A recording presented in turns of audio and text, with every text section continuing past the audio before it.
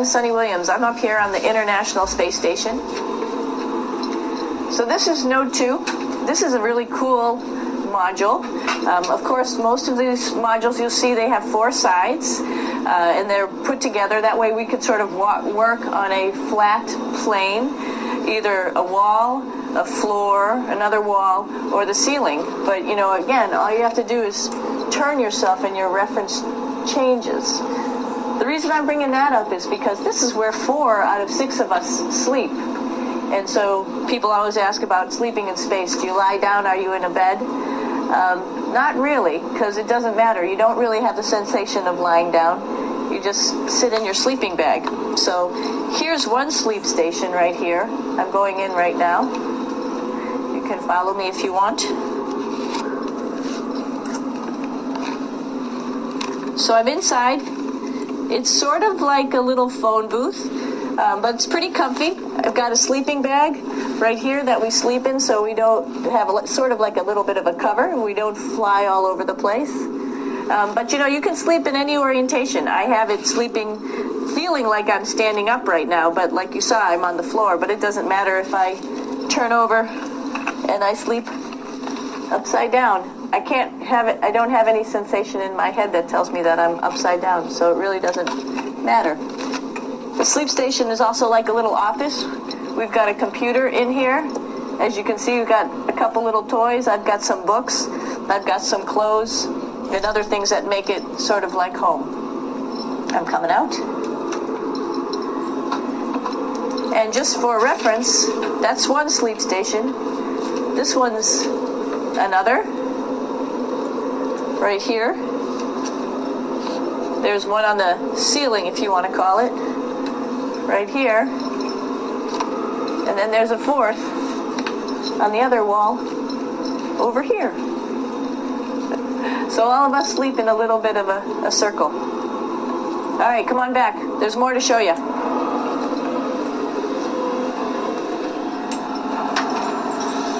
I know that there's some questions about how to use the bathroom, and how do you actually live in space like normal, like at home. I mentioned real quickly about getting up in the morning and brushing your teeth and washing your face. Well, how do you do that? Well, here is the bathroom, essentially. You get up in the morning, and we have a little kit, and it has all the essential things that you need, like your toothbrush and toothpaste and brush. See how much better the brush makes my hair look? I'm just joking. It still stands up straight. It doesn't matter where you are. It's always going to stand up straight while you're up in space. A lot of people ask about toothbrush and toothpaste. So, luckily enough, toothpaste, you can do it upside right this way, is sticky, and so it sticks to your toothbrush. No problem. Another cool thing is that water sticks to your toothbrush too. If you can see it, I'll have some water come out. The water is pretty neat up in space. It'll stick to your toothbrush, and it will make a big bubble, and that's just by surface tension. And then you can drink it. So a lot of people ask about what do you do with the toothpaste after you brush your teeth.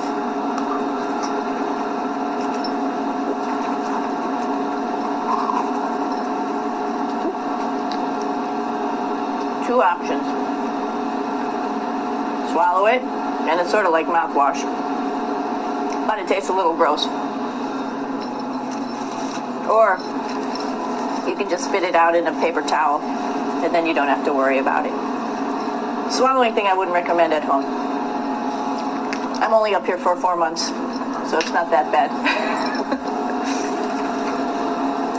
One of the most pressing questions about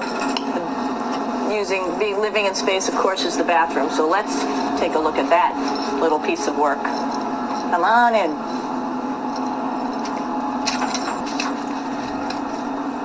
Here we are at the throne. This is awesome. You might see the little, you might have noticed the little moon on the outside. This is our orbital outhouse right here.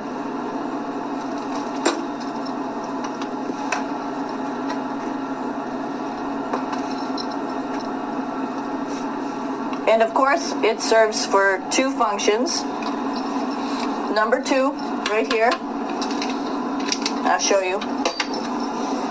But you see it's pretty small, so you have to have pretty good aim, and you be ready to make sure things get let go the right direction. And it smells a little bit, so I'm closing it up.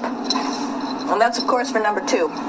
And this guy right here is for number 1. So they're sort of 2 slightly separate functions, but you can do a little, essentially both, by hanging on right here and doing number 1 and number 2.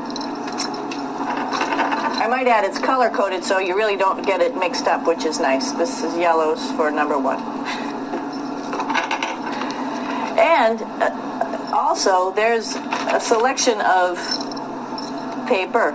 People always ask about toilet paper. What do you do with toilet paper? What kind of toilet paper do you have?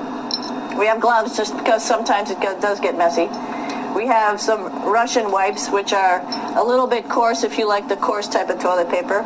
We have some nice tissues, which are nice and soft if you like soft toilet paper.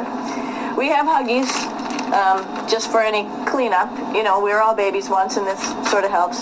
And then if things get really out of control, we have disinfectant wipes, just to make sure we clean up here. Because, you know, just like the water I showed you, the number 1 stuff can sort of go all over the place if you don't aim correctly. And did I mention both of these have a little bit of suction, so they should keep things going in the right direction. But, like I said, sometimes things get a little out of control if you are out of control yourself flying around. So we have lots of protective stuff. And, of course, you do have your privacy. There's a little door, so other people know that you're in there. Here's a pretty cool place. This is sort of like in your house where everybody meets in the morning. After you wash your face, brush your teeth, you want to find something for breakfast. And this is our kitchen. You might notice there's all sorts of foods here. It's like opening the refrigerator. You got all your different stuff that you want to have. Drinks, meats, eggs, vegetables, cereals, bread, snacks. And that's a good place. That's where you find all the candy. Side dishes, and then some little power bars just in case. So we have all this type of food. Some of it is dehydrated, and so we have to hydrate it, fill it up with water. Some of it is already made, and then all we have to do is heat it up. So something like this, I'm pulling out barbecued beef brisket. Pretty yummy. Not only is this food made in the U.S., but we also have food here from Japan. We've got Russian food. As you can see, all these red containers are filled with food that's from Russia. And then we get some of our specialty stuff, some things that we like, some of our favorite stuff that your family can send up